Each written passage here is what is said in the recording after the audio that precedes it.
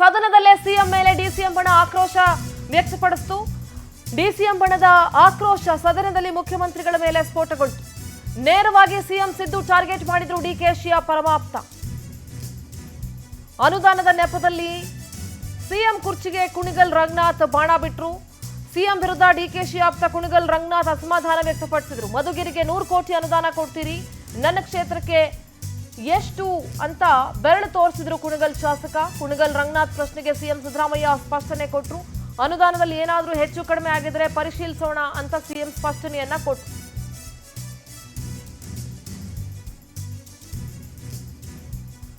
ನನ್ನ ಕ್ಷೇತ್ರಕ್ಕೆ 1,000 ಕೋಟಿ ಅನುದಾನ ಕೊಟ್ಟಿದ್ರು, ಆದ್ರೆ ಅದನ್ನ ತಡೆ ಹಿಡಿಯಲಾಗಿದೆ ಅಂತ ರಂಗನಾಥ್ ಕಿಡಿಕಾರಿದ್ರು. ರಂಗನಾಥ್ ಆಕ್ರೋಶ ಇದೆ ಅಂತ ಹೇಳಿ ಕಾಲೆಳೆದ್ರು ಅಶೋಕ್ ಉರಿತಾ ಇರೋದಕ್ಕೆ ಉಪ್ಪು ಹಾಕ್ಬೇಡ ಅಂತ ಸಿಎಂ ಹೇಳಿದ್ರು. ಹಾಗಾದ್ರೆ ಉರಿತಾ ಇದೆಯಾ ಅಂತ ಅಶೋಕ್ ಮತ್ತೆ ಮಾತನಾಡಿದ್ರು. ಗಾದೆ ಮಾತೋ ಮನ್ಸಿನ ಮಾತೋ ಅಂತ ಸುನೀಲ್ ಕುಮಾರ್ ಕಾಲೆಳೆದ್ರು. ರಂಗನಾಥ್ ಪ್ರಶ್ನೆಯಿಂದ ಸದನದಲ್ಲಿ ಕುರ್ಚಿ ಕದನದ ಬಿಸಿ ಹೆಚ್ಚಾಯಿತು.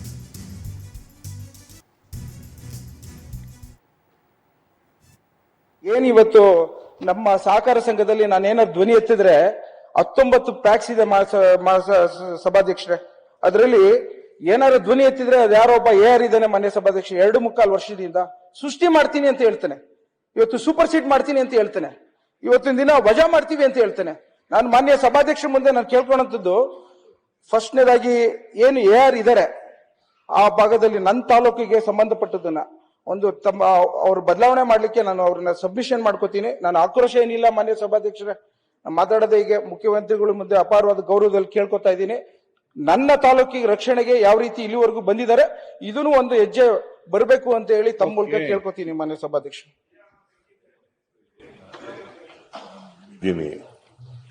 ಏನಾದರೂ ತಾರತಮ್ಯ ಆಗಿದ್ರೆ ಮಧುಗಿರಿಗೆ ಮತ್ತು ಇದಕ್ಕೆ ಆಗಿದ್ರೆ ಅದನ್ನ ಸರಿಪಡಿಸ್ತಕ್ಕಂಥ ಕೆಲಸವನ್ನ ಮುಂದಿನ ವರ್ಷದಿಂದ ಮಾಡಿಕೊಳ್ತೇನೆ ಅಂತಕ್ಕಂಥದ್ದು.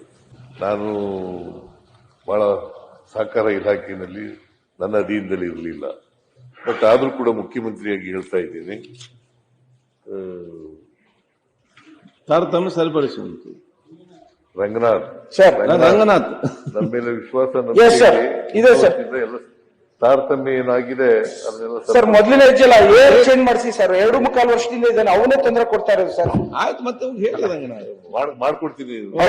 ಬೇಕು ಅಂತ ತಾರತಮ್ಯ ಮಾಡಿದ್ರೆ ಇಲ್ಲ ಬೇಕು ಅಂತ, ಯಾಕಂದ್ರೆ ಅಷ್ಟು ಆಕ್ರೋಶವಾಗಿ ಕೇಳ್ತಾ ಇದ್ದಾರೆ ಅಂದ್ರೆ ಆಕ್ರೋಶ. ಉರಿಯೋದಕ್ಕೆ ಉಪ್ಪಾಕಕ್ಕೆ ಹೋಗ್ಬೇಡ ನೀನು. ಉರಿತಾ ಇತ್ತು ಹಂಗಾರೆ, ಉರಿತಾ ಇದೆ ನೀವೇ ಉರಿತಾ ಇದೆ ಅಂತ. ಅಲ್ಲ ಉರಿತಾ ಇದೆ, ಅವ್ರ ಪೂಜೆಗಳು ಮಾಡ್ತಾವ್ರ ಸರ್. ಅವರು ಪೂಜೆ ಪುನಸ್ಕಾರ ಅಧ್ಯಕ್ಷ ಸಿಎಂ ಆಗ್ಬೇಕು ಅಂತ ಹೇಳಿ ಪೂಜೆ ಪುನಸ್ಕಾರ ಎಲ್ಲ ಪುರಸ್ಕಾರ ಮಾಡ್ತಿರೋದು ನನ್ನ ಅಲ್ಲ. ಸಿಎಂ ಉರಿತಾ ಇರೋ ಇದಕ್ಕೆ ತುಪ್ಪ ಇದಾಕ್ಬೇಡ ಅಂತ.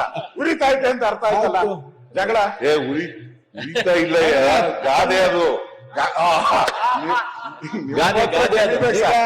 ಸುಮಾರು 1 ಲಕ್ಷ ಜನ ರೈತರಿದ್ದಾರೆ. ಕೇವಲ ಅಲ್ಪಾವಧಿಯಲ್ಲಿ 20 ಜನಕ್ಕೆ ಮಾತ್ರ ಸಾಲ ಕೊಟ್ರೆ ಯಾವ ಕಾರಣಕ್ಕೋಸ್ಕರ ಈ DCC ಬ್ಯಾಂಕು ಮತ್ತು ಇನ್ನಿತರದ್ದು ಬೇಕು? ಇವತ್ತು ನಬಾರ್ಡಿಂದ ಸಾಲ ಬರುತ್ತೆ ಅಂತಂತಾರೆ, ಅದನ್ನು ತಾನೇ ಟ್ಯಾಕ್ಸ್ ಪೇಯ್ಡ್ ಮನಿ ಅಲ್ವೇ ಅದು? ಭಾರತ ಸರ್ಕಾರದಾಗ್ಲಿ ನಬಾರ್ಡಿಂದ ಆಗ್ಲಿ ಇದು ನಾನು ಕೇಳ್ತಿರೋದು ಮಾನ್ಯ ಸಭಾಧ್ಯಕ್ಷರು, ರೈತರ ರಕ್ಷಣೆಗೆ ಬರಬೇಕಾಗಿದೆ. ಇದು ಎಲ್ಲಿವರೆಗೂ ಇವತ್ತು ಬಹಳಷ್ಟು ಜನ ಎಲ್ಲ ಸದಸ್ಯರಿಗೂ ಆಗಂತ ನೋವು ಮಾನ್ಯ ಸಭಾಧ್ಯಕ್ಷರೇ, ಎಲ್ಲಿವರೆಗೂ ನಾವು ಇಂಟರ್ವ್ಯೂನ್ ಆಗೋದಿಲ್ವೋ ಅಲ್ಲಿವರೆಗೂ ರೈತರಿಗೆ ಒಂದು ರೀತಿಯ ಅವರ ಹಣವನ್ನ ರಾಜಕೀಯ ಲಾಭಕ್ಕೋಸ್ಕರ ಕಪಿ ಮುಷ್ಟಿಲಿ ಇಟ್ಕೊಂಡಿರಂತ ಈ ಸಂಘಗಳನ್ನ ಬದಲಾವಣೆ ತರಲಿಲ್ಲ ಅಂದ್ರೆ, ಇದು ರೈತರಿಗೆ ಆಗಂತ ಅನ್ಯಾಯನ ಸರಿಪಡಿಸಲಿಲ್ಲ ಅಂದ್ರೆ ನಮ್ಮ ಮಾನ್ಯ ಮುಖ್ಯಮಂತ್ರಿಗಳಾಗ್ಲಿ ನಮ್ಮ ಸರ್ಕಾರಕ್ಕೆ ಎಲ್ಲೋ ಒಂದ್ ಕಡೆ ಏನು ಇವತ್ತು ಬಡವರ ಬಗ್ಗೆ ಇರೋಂಥ ಸರ್ಕಾರನ ಕೆಟ್ಟ ಹೆಸರು ಬರಬಾರ್ದು ಅನ್ನೋದಕ್ಕೋಸ್ಕರ ನಾನು ಮಾನ್ಯ ಮುಖ್ಯಮಂತ್ರಿಗಳ ಗಮನಕ್ಕೆ ತರಲಿಕ್ಕೆ ವಿಶೇಷವಾಗಿ ನಿಮ್ಮನ್ನ ಬಳಸ್ಕೊತಾ ಇದ್ದೀನಿ ಮಾನ್ಯ ಸಭಾಧ್ಯಕ್ಷರೇ. ಇವತ್ತು ಕುಣಿಗಲ್ ತಾಲೂಕಲ್ಲಿ ಸುಮಾರು ಎಲ್ಲ ಇವತ್ತು ಮಧುಗಿರಿಲಿ 100 ಕೋಟಿ ಕೊಡುವಂತ ಸಂದರ್ಭದಲ್ಲಿ ನನ್ನ ತಾಲೂಕಿಗೆ ಸುಮಾರು ವರ್ಷದಿಂದ 1 ಕೋಟಿ ಕೊಡ್ಲಿಕ್ಕೂ ಅವಕಾಶ ಇಲ್ಲ ಅಂದ್ರೆ ನಾನು ಎಲ್ಲಿಗೆ ಹೋಗ್ಲಿ ಮಾನ್ಯ ಸಭಾಧ್ಯಕ್ಷರೇ? ಮಾನ್ಯ ಮುಖ್ಯಮಂತ್ರಿಗಳು, ಮಾನ್ಯ ಅಧ್ಯಕ್ಷರೇ, ರಂಗನಾಥ್ ಅವರು ಬಹಳ ಆಕ್ರೋಶದಿಂದ ಕೆಲವು ವಿಚಾರಗಳನ್ನು ಪ್ರಸ್ತಾಪ ಮಾಡಿದ್ದಾರೆ. ಕಳೆದ ವರ್ಷ 24-25ರಲ್ಲಿ ಪೊಲಿಟಿಕಲ್ ಕರೆಸ್ಪಾಂಡೆಂಟ್ ಆನಂದ್ ಇದ್ದಾರೆ, ನೇರ ಸಂಪರ್ಕದಲ್ಲಿ ಜಾಯ್ನ್ ಆಗ್ತಿದ್ದಾರೆ. ಆನಂದ್, ಎಲ್ಲೋ ಒಂದ್ ಕಡೆ ಸ್ವಪಕ್ಷೀಯರಲ್ಲೇ ನಡೀತಾ ಇರುವಂತಹ ಈ ವಾಗ್ಯುದ್ಧಗಳು, ಅನುದಾನದ ವಿಚಾರವಾಗಿ ಈ ಹಿಂದೆನೂ ಕೂಡ ಸಾಕಷ್ಟು ಜನ ಕಾಂಗ್ರೆಸ್ನ ಶಾಸಕರೇ ಪತ್ರವನ್ನ ಬರೆದಿದ್ದನ್ನ ನಾವು ಗಮನಿಸಿದ್ದೀವಿ. ಈಗ ಸದನದಲ್ಲಿ ರಂಗನಾಥ್ ಅವರು ಮಾತನಾಡಿದಂಥ ವಿಚಾರಗಳು ಎಲ್ಲೋ ಒಂದ್ ಕಡೆ ಕಾಂಗ್ರೆಸ್ ಪಕ್ಷವನ್ನ ಅಂದ್ರೆ ಸರ್ಕಾರವನ್ನ ಮುಜುಗರಕ್ಕೀಡು ಮಾಡ್ತು ಸದನದಲ್ಲಿ ಅಂತ ಹೇಳಿದ್ರೆ ತಪ್ಪಾಗೋದಿಲ್ಲ. ವಿಪಕ್ಷಗಳಿಗೆ ನೇರವಾಗಿ ಸದನದ ಒಳಗಡೆನೆ ಅಸ್ತ್ರ ಕೊಟ್ಟಂಗಾಯ್ತು. ಸದ್ಯದ ಡೆವಲಪ್ಮೆಂಟ್ ಬಗ್ಗೆ ಮಾತನಾಡೋದಾದ್ರೆ ಆನಂದ್. ಖಂಡಿತವಾಗ್ಲೂ ಸಿಂಧೂರ, ನೀವು ಅಲ್ಲಿ ಒಂದು ಮಾತನ್ನ ಗಮನಿಸಬೇಕಾಗಿತ್ತು. ಡಿ.ಕೆ. ಶಿವಕುಮಾರ್ ಅವರ ಆಪ್ತ ಶಾಸಕರು ಆಗಿರ್ತಕ್ಕಂಥ ರಂಗನಾಥ್ ಅವರು ನೇರವಾಗಿ ಸಿಎಂ ಸಿದ್ದರಾಮಯ್ಯನವರನ್ನ ಟಾರ್ಗೆಟ್ ಮಾಡಿಯೇ ಈ ಒಂದು ಪ್ರಶ್ನೆಯನ್ನ ಮಾಡಿದ್ರ ಅನ್ನೋ ಒಂದು ವಿಚಾರನೂ ಕೂಡ ಇಲ್ಲಿ ನಾವು ಗಮನಿಸಬೇಕಾಗುತ್ತೆ. ಯಾಕೆಂದ್ರೆ ಯಾವತ್ತೂ ಕೂಡ ಕುಣಿಗಲ್ ರಂಗನಾಥ್ ಅವರು ಈ ರೀತಿ ಸಿಎಂ ಅವರನ್ನ ಬೊಟ್ಟು ಮಾಡಿ ಮಾತಾಡಿರಲಿಲ್ಲ. ಆದ್ರೆ ಇವತ್ತು ಸದನದಲ್ಲೇ ಸಿಎಂ ವಿರುದ್ಧ ಅಸಮಾಧಾನವನ್ನ ವ್ಯಕ್ತಪಡಿಸಿರ್ತಕ್ಕಂಥದ್ದು. ಮಧುಗಿರಿಗೆ 100 ಕೋಟಿ ಅನುದಾನವನ್ನ ಕೊಡ್ತೀರಿ, ಆದ್ರೆ ನನ್ನ ಕ್ಷೇತ್ರಕ್ಕೆ ಕೊಟ್ಟಿರ್ತಕ್ಕಂಥ ಅನುದಾನವನ್ನ ತಡೆ ಹಿಡಿತೀರಿ ಅನ್ನೋ ಒಂದು ವಿಚಾರವನ್ನ ಅವರು ಪ್ರಸ್ತಾಪ ಮಾಡಿರ್ತಕ್ಕಂಥದ್ದು. ಆ ಮೂಲಕ ಸಿಎಂ ಬದಲಾವಣೆ ವಿಚಾರ ಮತ್ತೆ ಡಿ.ಕೆ.ಶಿ ವಿಚಾರವನ್ನು ಕೂಡ ಅವರು ಎಳೆದು ತರತಕ್ಕಂಥದ್ದು. ಇಲ್ಲಿ ಪ್ರಮುಖವಾಗಿ ರಂಗನಾಥ್ ಅವರು ಈ ಮಾತು ಹೇಳ್ತಾ ಇದ್ದಂತೆ ವಿಪಕ್ಷ ನಾಯಕ ಆರ್ ಅಶೋಕ್ ಅವರು ಕೂಡ ಸಿಎಂ ಅವರಿಗೆ ಕೌಂಟರ್ ಕೊಡ್ತಾರೆ.